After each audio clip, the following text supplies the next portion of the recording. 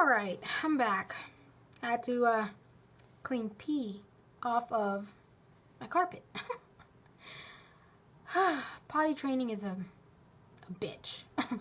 Anyways, but yeah, with all the paperwork that I had to do, and it's just been really, really chaotic. And I'm just hoping that all this stress that I'm going through will be worth it in the end. And my daughter is also sick. She managed to catch a virus from her cousins, and because she loves me so much, she decided to pass it along to me. And so I've really just been dealing with stomach ache.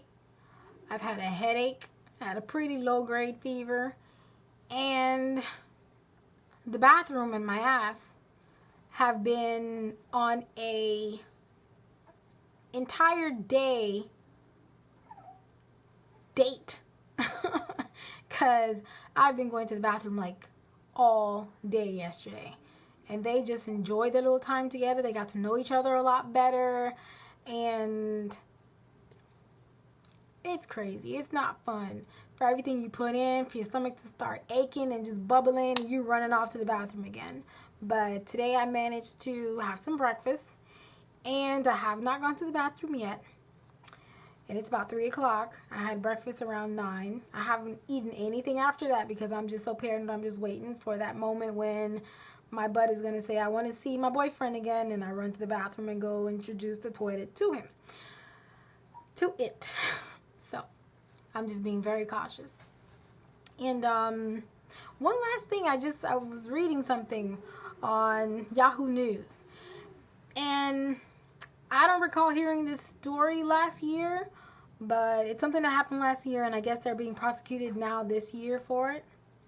And it's these two teenage boys who beat up on a pregnant girl, and she ended up losing her child over the beating.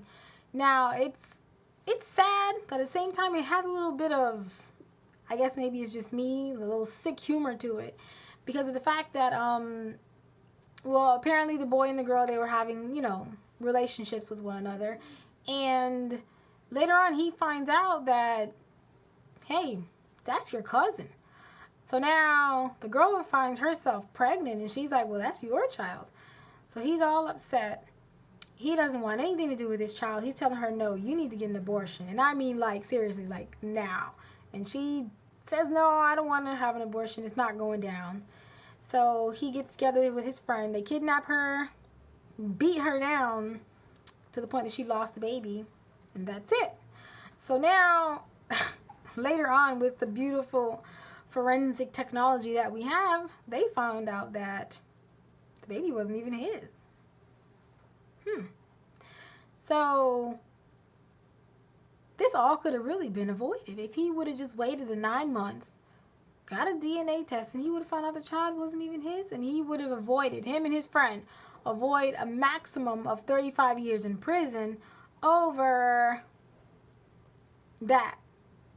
But at the same time, I can truly understand what he might have been going through in his head. You found this wonderful girl, you guys are having a good time together, and then you find out that she's your cousin, and then you're like, ew. So you're already disgusted at that fact. And then to find out that she's pregnant, now you're thinking, wow.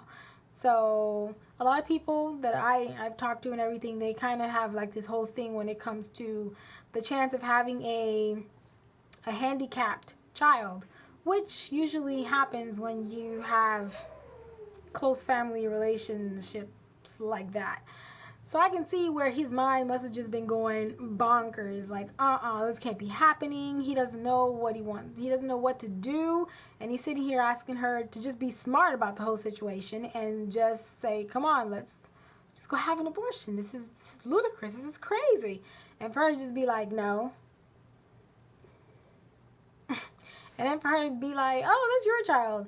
And she knows she's messing around with somebody else. Like, why would you do that to him? Just be like, I think it might be yours, or it could be for this other guy. So it's a toss-up. But no, she just said, oh, it's yours. So she ended up getting beat down, which, unfortunately for the baby that was lost, that's the only real casualty of the whole thing. But in a little way, she deserved to be down, because she could have told the boy, you know, you're not the only person I'm sleeping with. I was sleeping with somebody else. So it could be yours or it could be that person's, you know. But to beat her down to the point that she lost the baby, that's where the problem comes out. He could have, like, smacked her in the face a little bit and been like, But that's unfortunate. I don't like to see for a child to lose a chance of life over just someone else's personal problems or someone else's personal opinions and ideas.